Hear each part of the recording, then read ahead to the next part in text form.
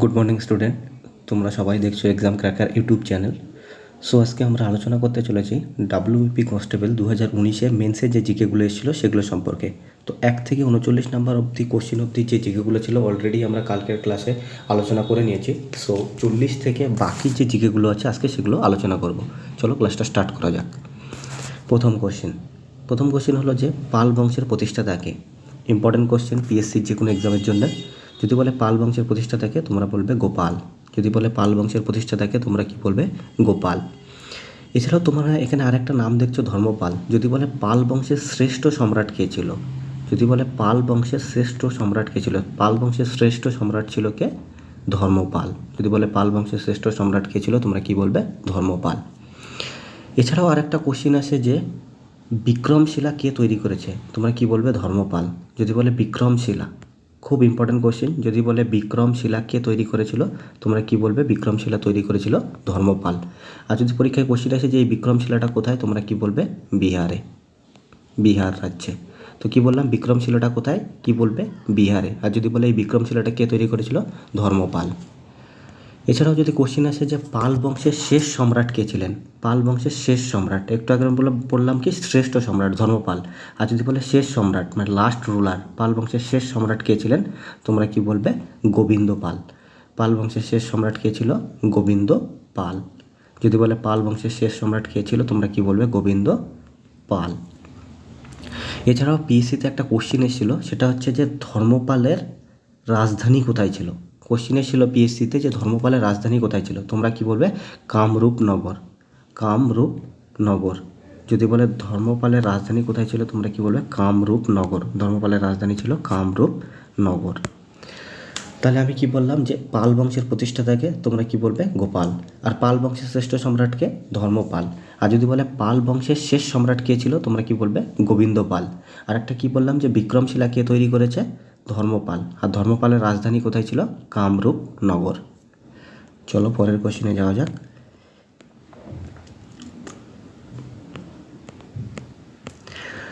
পরের কোশ্চেন হলো যে মৌসিনরাম জায়গাটি কোন রাজ্যের অন্তর্গত।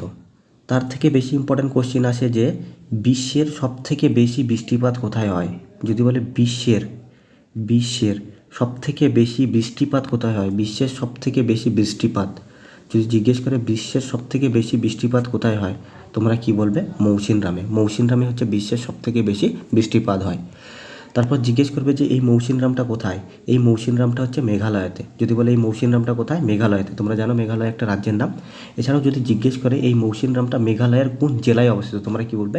ইস্ট খাসি হিল মানে পূর্ব খাসি হিল জেলায়, পূর্ব খাসি পর্বত জেলায়, পূর্ব খাসি পর্বত জেলায়। মানে এটাকে ইংলিশে বলে ইস্ট খাসি হিল, ইস্ট খাসি হিল, পূর্ব খাসি পর্বত ডিস্ট্রিক্টে বা ইস্ট খাসি হিল ডিস্ট্রিক্টে। তাহলে কি বললাম যে পৃথিবীর সবথেকে বেশি বৃষ্টি কোথায় হয় কি বলবে? মৌসিনরাম। আর এই মৌসিনরামটা কোথায়? মেঘালয়তে। আর যদি বলে মেঘালয়ের কোন ডিস্ট্রিক্টে তোমরা কি বলবে? ইস্ট খাসি হিল ডিস্ট্রিক্টে, ইস্ট খাসি হিল ডিস্ট্রিক্টে। এছাড়াও যদি এই মৌসিনরামটা তোমরা অপশানে না দেখতে পাও তাহলে অপশানের মধ্যে কী লেখা থাকবে? চেরাপুঞ্জি। যদি অপশানের মধ্যে মৌসিনরাম না লেখা থাকে কী লেখা থাকবে? চেরাপুঞ্জি। যদি বলে বিশ্বের সবথেকে বেশি বৃষ্টিপাত কোথায় হয়, মৌসিনরাম অপশানে না থেকে যদি চেরাপুঞ্জি থাকে তাহলে তোমরা চেরাপুঞ্জি টিক করে আসবে। এছাড়াও এখানে আর একটা অপশন দেখছো ত্রিপুরা। যদি বলে ত্রিপুরার রাজধানীর নাম কি তোমরা কি বলবে? আগরতলা। ত্রিপুরার রাজধানীর নাম কি? আগরতলা। এখানে আর একটা অপশন আছে নাগাল্যান্ড। যদি বলে নাগাল্যান্ডের রাজধানীর নাম কি তোমরা কি বলবে? কোহিমা। নাগাল্যান্ডের রাজধানী হচ্ছে কোহিমা। এছাড়াও এখানে আর একটা অপশন আছে মণিপুর। যদি বলে মণিপুরের রাজধানীর নাম কি তোমরা কি বলবে? ইম্ফল। মণিপুরের রাজধানীর নাম ইম্ফল। আর মেঘালয়ের রাজধানীর নাম কি? শিলং। যদি বলে মেঘালয়ের রাজধানীর নাম কি তোমরা কি বলবে? শিলং। মণিপুরের রাজধানীর নাম কি? ইম্ফল। নাগাল্যান্ডের রাজধানীর নাম কি? কোহিমা। আর যদি বলে ত্রিপুরার রাজধানীর নাম কি কি বলবে? আগরতলা। চলো পরের কোশ্চেনে যাওয়া যাক। হ্যাঁ, এখানেই আর একটু কিছু আমরা আলোচনা করে নিই। সেটা হচ্ছে এটা যেরকম আমরা বললাম বিশ্বের সবথেকে বেশি বৃষ্টিপাত কোথায় হয় তোমরা বললে মৌসিনরাম। আর যদি বলে বিশ্বের শুষ্কতম স্থানের নাম কি? শুষ্কতম। যদি বলে বিশ্বের শুষ্কতম স্থানের নাম কি তোমরা কি বলবে? আটাকামা। আটাকামা। যদি বলে বিশ্বের শুষ্কতম স্থানের নাম কি? আটাকামা। আর যদি বলে এই আটাকামাটা কোন দেশে, তোমরা কি বলবে? চিলি। খুব ইম্পর্টেন্ট কোশ্চেন আর বহুতবার পরীক্ষায় এসেওছে। যদি বলে বিশ্বের শুষ্কতম স্থানের নাম কি, তোমরা কি বলবে? আটাকামা। আর যদি বলে এই আটাকামাটা কোথায়, তোমরা কি বলবে? চিলিতে। চলো পরের কোশ্চেনে যাওয়া যাক।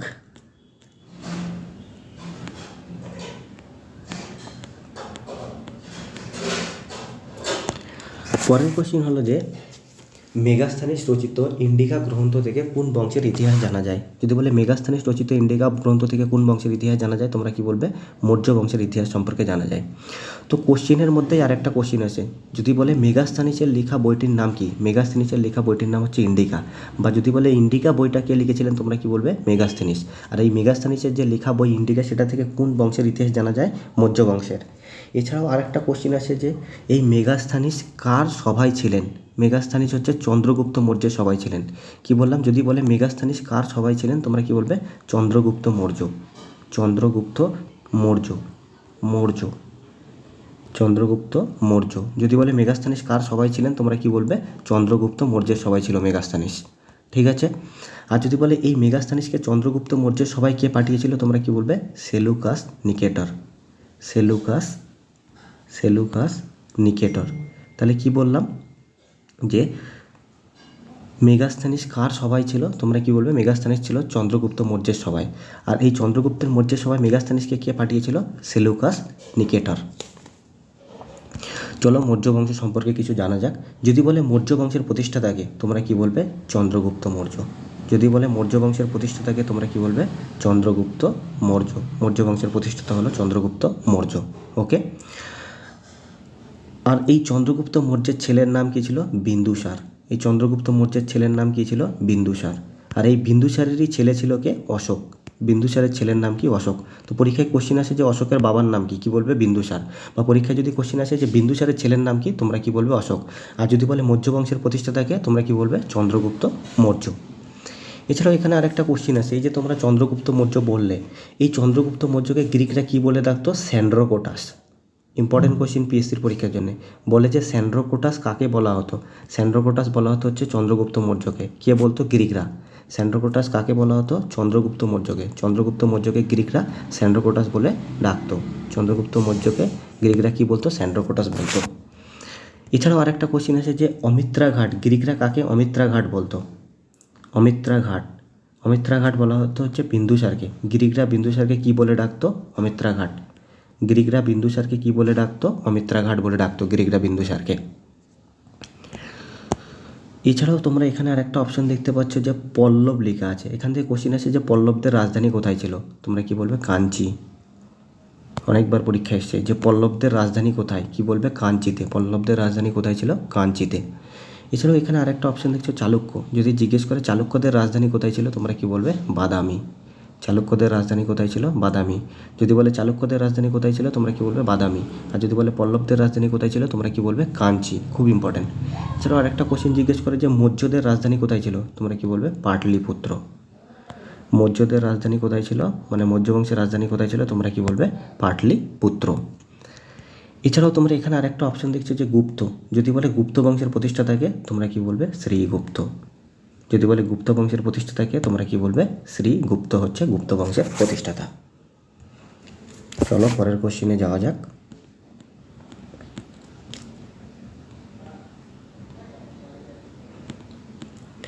পরের কোশ্চেন হচ্ছে যে গুগলের সিইওকে, সিইও, এই সিইওর ফুল ফর্ম হচ্ছে চিফ এক্সিকিউটিভ অফিসার। সিইও এর ফুল ফর্ম হচ্ছে চিফ এক্সিকিউটিভ অফিসার।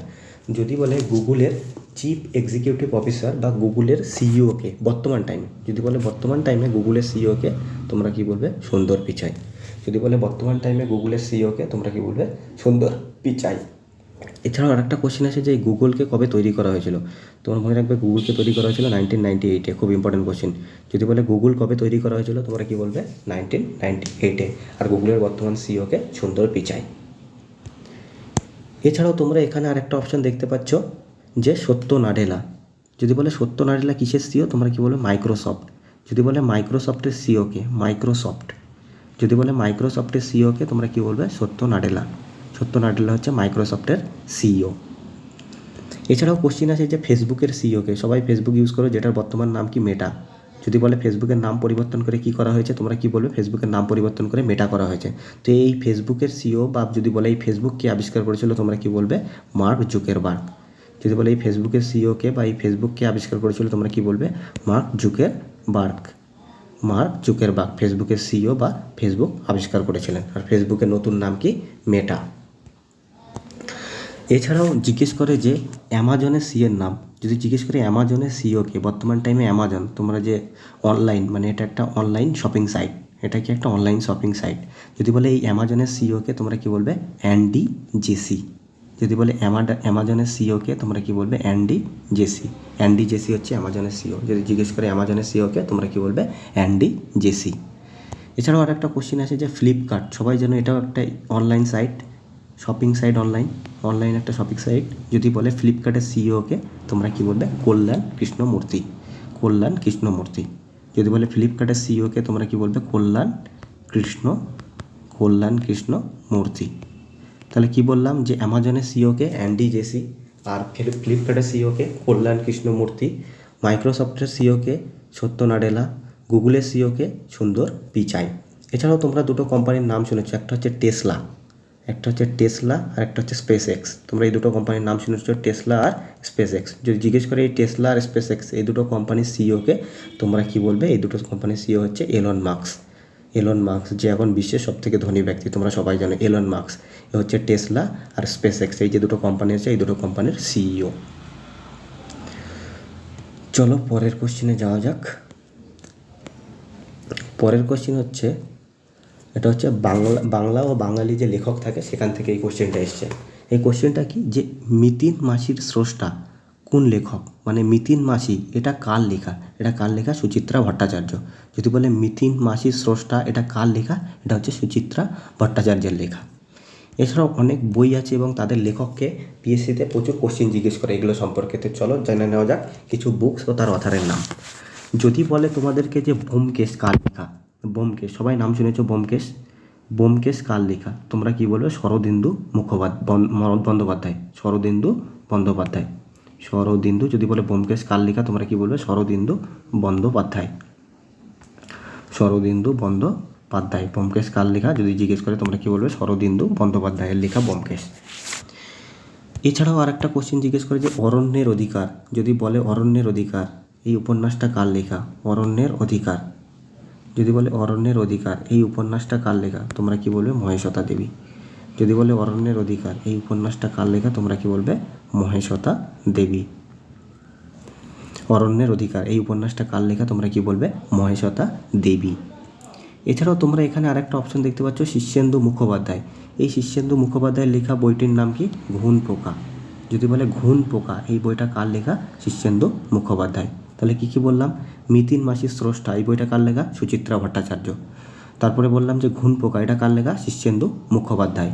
তারপরে বললাম ব্যোমকেশ কার লেখা, শরদিন্দু বন্দ্যোপাধ্যায়। আর একটা কি বললাম অরণ্যের অধিকার, যদি বলে অরণ্যের অধিকার এই বইটা কার লেখা, তোমরা কি বলবে এই বইটা মহেশতা দেবীর লেখা। চলো পরের কোশ্চেনে যাওয়া যাক।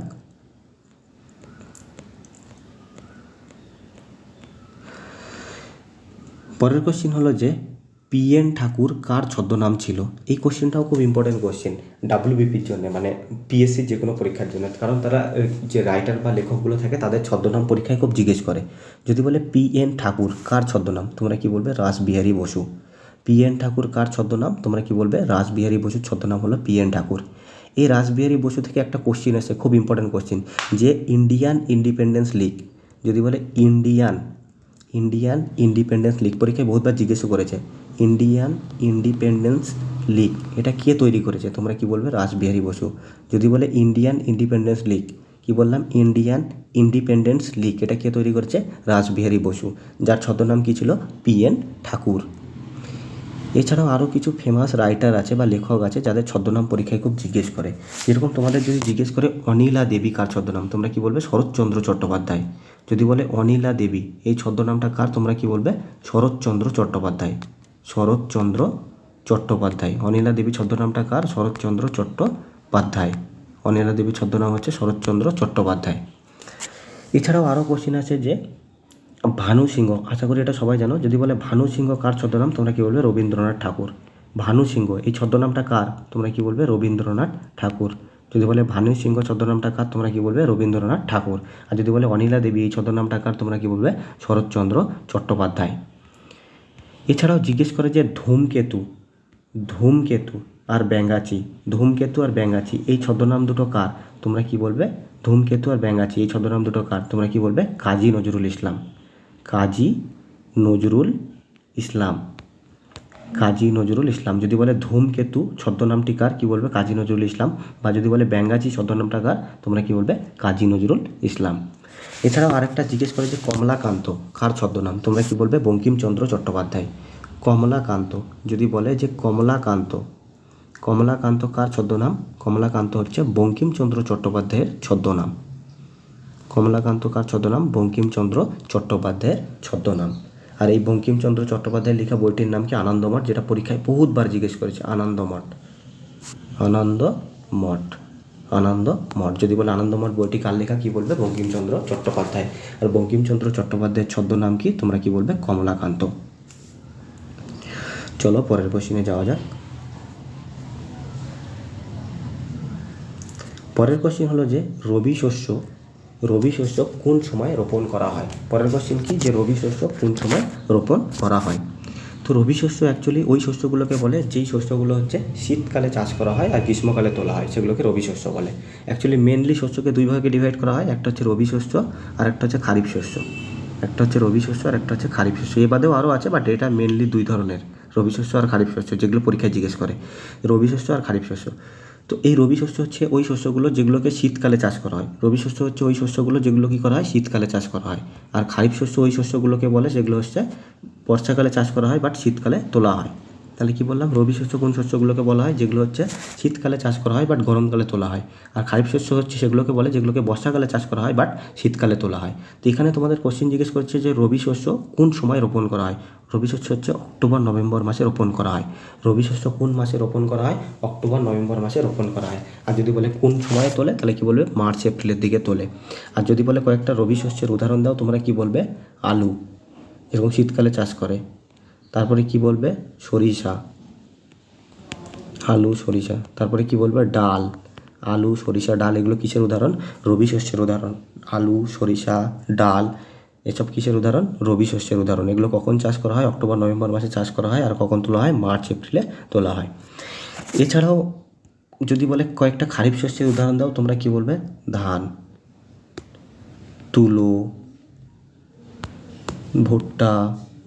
ধান তুলো ভুট্টা এগুলো কিসের উদাহরণ, এগুলো খারিফ শস্যের উদাহরণ। এগুলো হচ্ছে বর্ষাকালে চাষ করা হয় আর শীতকালে তোলা হয়। চলো পরের কোশ্চেনে যাওয়া যাক।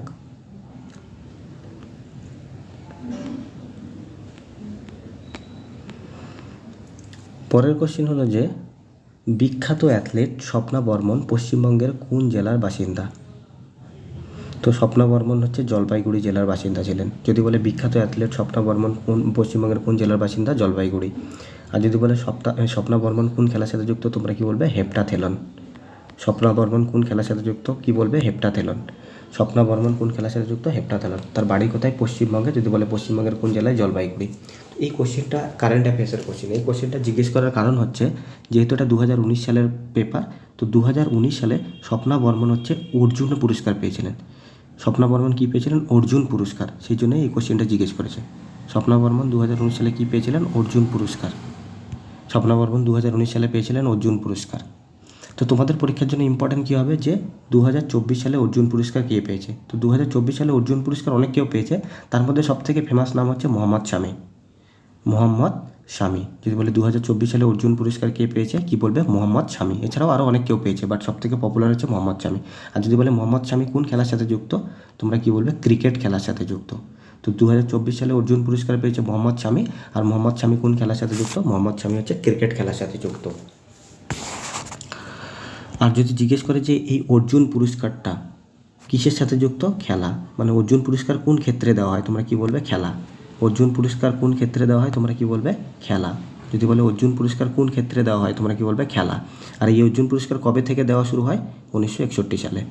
1961 সাল থেকে। যদি বলে অর্জুন পুরস্কার কবে থেকে দেওয়া শুরু হয়, অর্জুন পুরস্কার দেওয়া শুরু হয় 1961 সাল থেকে। আর যদি বলে অর্জুন পুরস্কার কিসের সাথে যুক্ত, তোমরা কী বলবে, অর্জুন পুরস্কার খেলার সাথে যুক্ত। চলো পরের কোশ্চেনে যাওয়া যাক। পরের কোশ্চেন হলো যে কোন খাল প্রশান্ত ও আটলান্টিক মহাসাগরকে সংযুক্ত করেছে। যদি বলে কোন খাল প্রশান্ত ও আটলান্টিক মহাসাগরকে সংযুক্ত করেছে, তোমরা কি বলবে, পানামা খাল। এই যে তোমরা পানামা খালটা দেখছো, এই পানামা খাল কী করেছে, প্রশান্ত মহাসাগরকে আটলান্টিক মহাসাগরের সঙ্গে যুক্ত করেছে। এখানে তোমরা আরেকটা অপশন দেখছো যে সুয়েজ খাল। সুয়েজ খাল কী করেছে, লাল সাগরকে ভূমধ্যসাগরের সাথে যুক্ত করেছে। যদি বলে লাল সাগর বা লোহিত সাগর, লাল সাগর বা লোহিত সাগর, লাল সাগর বা লোহিত সাগরকে ভূমধ্যসাগরের সাথে কে যুক্ত করেছে, ভূমধ্যসাগরের সাথে যুক্ত করেছে হচ্ছে তোমার সুয়েজ কানাল বা সুয়েজ খাল। যদি বলে সুয়েজ খাল কাকে কাকে যুক্ত করেছে, সুয়েজ খাল লাল সাগর বা লোহিত সাগরকে ভূমধ্যসাগরের সঙ্গে যুক্ত করেছে। আর পানামা খাল কী করেছে, প্রশান্ত মহাসাগরকে আটলান্টিক মহাসাগরের সঙ্গে যুক্ত করেছে। এছাড়াও কোশ্চিন আছে জিব্রাল্টার প্রণালী, সবাই নাম শুনেছো, জিব্রাল্টার, খুব ইম্পর্টেন্ট কোশ্চেন, জিব্রাল্টার প্রণালী। কি বললাম যে জিব্রাল্টার প্রণালী। যদি বলে এই জিব্রাল্টার প্রণালী কাকে কাকে যুক্ত করেছে, তোমরা কি বলবে, ভূমধ্য মহাসাগরকে আটলান্টিক মহাসাগরের সাথে, ভূমধ্য মহাসাগরকে আটলান্টিক মহাসাগরের সাথে। খুব ইম্পর্টেন্ট কোশ্চেন, ভূমধ্য মহাসাগরকে আটলান্টিক মহাসাগরের সাথে। যদি বলে ভূমধ্য মহাসাগরকে আটলান্টিক মহাসাগরের সাথে কে যুক্ত করেছে, তোমরা কি বলবে, জিব্রাল্টার প্রণালী। তাহলে কি বললাম যে পানামা খাল কাকে কাকে যুক্ত করেছে, পানামা খাল যুক্ত করেছে হচ্ছে প্রশান্ত মহাসাগরকে আটলান্টিক মহাসাগরের সাথে। তারপরে বললাম সুয়েজ খাল কাকে কাকে যুক্ত করেছে, লোহিত সাগরকে ভূমধ্যসাগরের সাথে। তারপরে বললাম যে জিব্রাল্টার প্রণালী কাকে কাকে যুক্ত করেছে, তোমরা কি বলবে, ভূমধ্য মহাসাগরকে আটলান্টিক মহাসাগরের সঙ্গে যুক্ত করেছে। এছাড়াও একটা ইম্পর্টেন্ট আছে যে পক প্রণালী। পক প্রণালী কাকে কাকে আলাদা করেছে, প্রক প্রণালী। যদি বলে প্রক প্রণালী কাকে কাকে আলাদা করেছে, তোমরা কি বলবে, ভারত ও শ্রীলঙ্কা, ভারত ও শ্রীলঙ্কা। আর যদি বলে ভারত ও শ্রীলঙ্কার মধ্যে কোন প্রণালী রয়েছে, পক প্রণালী, বা পক প্রণালী কী করেছে, ভারতকে শ্রীলঙ্কা থেকে আলাদা করেছে। এছাড়াও তোমরা এখানে একটা অপশন দেখতে পাচ্ছ প্রশান্ত মহাসাগর। এটা হচ্ছে বিশ্বের সবথেকে বড় এবং গভীরতম মহাসাগর। যদি বলে বিশ্বের সবথেকে বড় এবং গভীরতম মহাসাগরের নাম কি, তোমরা কি বলবে, প্রশান্ত মহাসাগর। বিশ্বের সবথেকে বড় এবং গভীর মহাসাগরের নাম কি বলবে, প্রশান্ত মহাসাগর। আর এখানে আরেকটা অপশন দেখছো আটলান্টিক মহাসাগর। জিজ্ঞেস করে যে আটলান্টিক মহাসাগর কী শেপের, মানে আটলান্টিক মহাসাগরের শেপ কী, মানে কী আকারের হয়। যদি বলে আটলান্টিক মহাসাগর কোন শেপের বা কোন আকারের হয়, কি বলবে, এস। ইংলিশের যে এস আকার হয়, এই আটলান্টিক মহাসাগরের আকার বা শেপ এই এস আকৃতির হয়। চলো পরের কোশ্চেনে যাওয়া যাক। এই কোশ্চেনটা আমরা কালকেই আলোচনা করেছিলাম যে ইসরোর বর্তমান টাইমের চেয়ারম্যানকে এস সোমনাথ। এটা 2019-এ জিজ্ঞেস করেছিল। 2019-এ ইসরোর চেয়ারম্যান ছিল কে শিবান। এটা তোমার পরীক্ষায় আসলে কে শিবান অ্যান্সার হবে না, তোমার পরীক্ষা যদি আসে কী অ্যান্সার হবে, এস সোমনাথ। যদি বলে ইসরোর চেয়ারম্যানকে, বর্তমান চেয়ারম্যান হচ্ছে এস সোমনাথ, ইসরোর বর্তমান চেয়ারম্যানকে এস সোমনাথ। আর যদি বলে ইসরোর সদর দপ্তর কোথায়, তোমরা কি বলবে, বেঙ্গালুরু। যদি বলে ইসরোর সদর দপ্তর বা হেডকোয়ার্টার কোথায়, তোমরা কি বলবে, বেঙ্গালুরু। আর যদি বলে এই ইসরো কবে তৈরি হয়েছে, 1969 সালে। যদি বলে ইসরো কবে তৈরি হয়েছে, 1969 সালে। ইসরোর সদর দপ্তর কোথায়, বেঙ্গালুরু। আর ইসরোর বর্তমান টাইমে হেডকে এস সোমনাথ। আর যদি বলে এই যে ইসরো দেখছো, ইসরোর ফুল ফর্ম কি, ইন্ডিয়ান স্পেস, ইসরোর ফুল ফর্ম হচ্ছে ইন্ডিয়ান স্পেস রিসার্চ, ফুল ফর্মও জিজ্ঞেস করে পরীক্ষায়, অর্গানাইজেশন। যদি বলে ইসরোর ফুল ফর্ম কি, Indian space research organization, Indian space research organization. চলো পরের কোশ্চেনে যাওয়া যাক।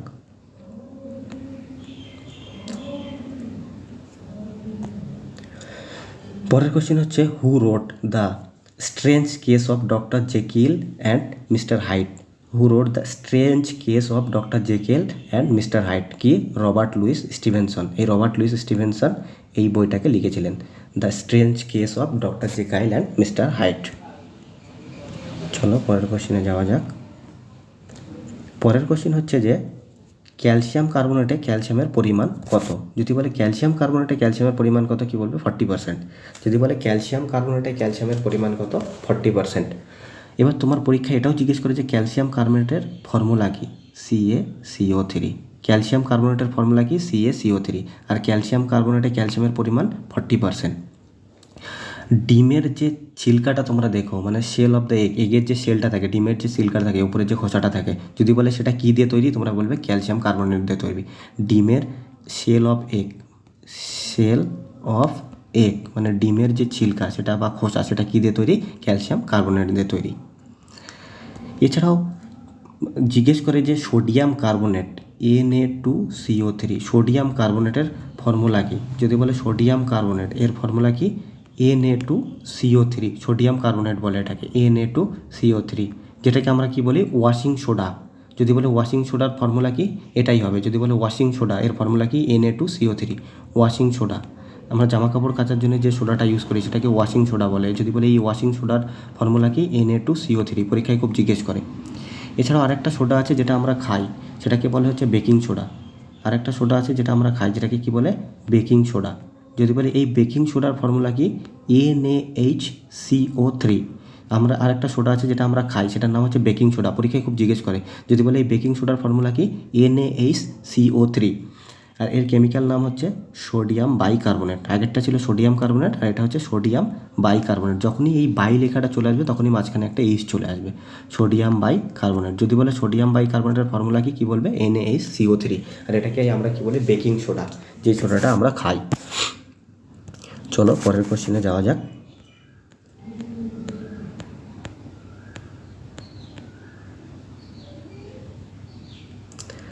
পরের কোশ্চেন হলো যে প্রথম কোথায় পিঙ্ক বল টেস্ট অনুষ্ঠিত হয়েছিল? যদি বলে ভারতের প্রথম কোথায় পিঙ্ক বল টেস্ট অনুষ্ঠিত হয়েছিল, কি বলবে? ইডেন গার্ডেনে। যদি বলে ভারতের কোথায় প্রথম পিঙ্ক বল টেস্ট অনুষ্ঠিত হয়েছিল, কোথায় বলবে? ইডেন গার্ডেনে। আর যদি বলে এই ভারতের প্রথম পিঙ্ক বল টেস্ট কবে শুরু হয়েছিল? 2019 সালে। যদি বলে ভারতের প্রথম পিঙ্ক বল টেস্ট কবে শুরু হয়েছিল, মানে একটা টেস্ট, নর্মালি টেস্ট ক্রিকেটে পিঙ্ক বল দিয়ে খেলা হবে। টেস্ট ক্রিকেট কোন কালারের বল দিয়ে খেলা হবে? পিঙ্ক বল দিয়ে খেলা হবে, সেটাকেই কী বলা হয়? পিঙ্ক বল টেস্ট। তো যদি বলে যে পিঙ্ক বল টেস্ট ভারতে প্রথম কবে হয়েছিল? 2019 সালে। আর পিঙ্ক বল টেস্ট ভারতের কোথায় প্রথম হয়েছিল? ইডেন গার্ডেনে।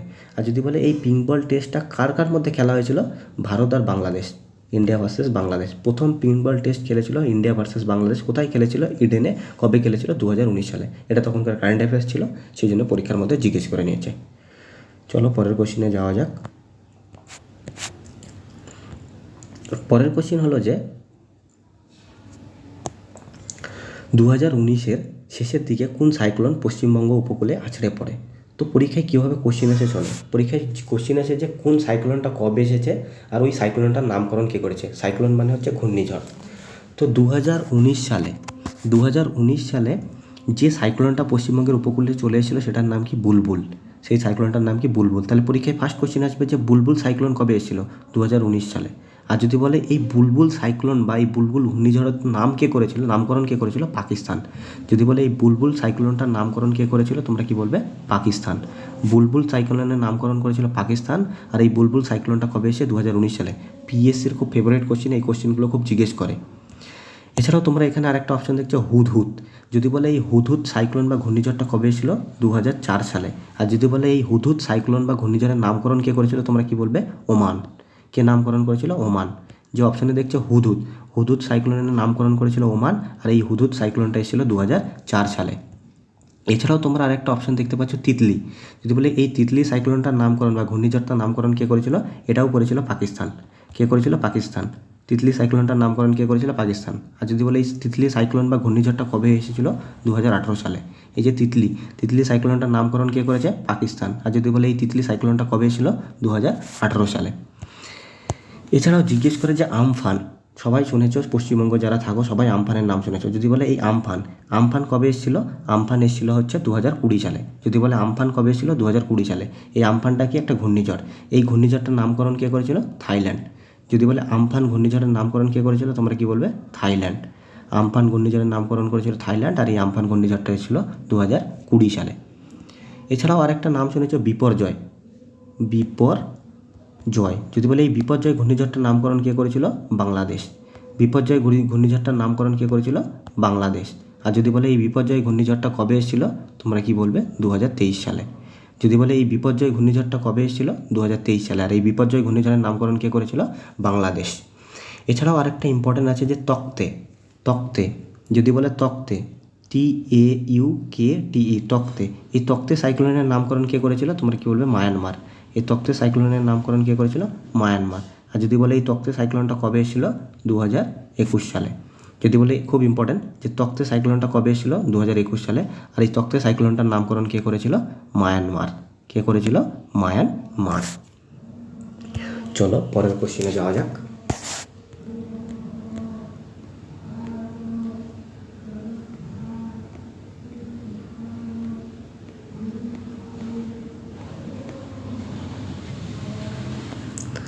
পরের কোশ্চেন হচ্ছে যে অ্যাপেল আইফোনের অপারেটিং সিস্টেম কি? অ্যাপেল আইফোনের অপারেটিং সিস্টেম হচ্ছে iOS। যদি বলে অ্যাপেল আইফোনের অপারেটিং সিস্টেম কি? iOS। আর আমরা যে নর্মাল অ্যান্ড্রয়েড ফোনগুলো ইউজ করি সেই অ্যান্ড্রয়েড ফোনের অপারেটিং সিস্টেমের নাম কি? অ্যান্ড্রয়েড। আর উইন্ডোজ, লিনাক্স যেন এগুলো কম্পিউটারের অপারেটিং সিস্টেম। তো কোশ্চিন আসবে যে অ্যাপেল আইফোনের অপারেটিং সিস্টেমের নাম কি? iOS। আর যদি বলে আমরা যে ল্যাপটপ বা কম্পিউটার বা পিসি ইউজ করি তার অপারেটিং সিস্টেমগুলো কী কী? লিনাক্স আছে, উইন্ডোজ আছে। আর এই অ্যান্ড্রয়েডও একটা অপারেটিং সিস্টেম, বাট এটা ফোনের অপারেটিং সিস্টেম। তো 2019 সালের WBP কনস্টেবল মেন্সের যে জিকেগুলো এসেছিলো আমরা সব জিকেগুলো আলোচনা করে নিয়েছি। যদি ক্লাসটা তোমাদের ভালো লেগে থাকে তাহলে তোমরা এই ক্লাসটা তোমাদের বন্ধুদের সাথে শেয়ার করবে, ভিডিওটাতে লাইক এবং কমেন্ট করে দেবে এবং চ্যানেলটাকে সাবস্ক্রাইব করে নেবে। Thank you.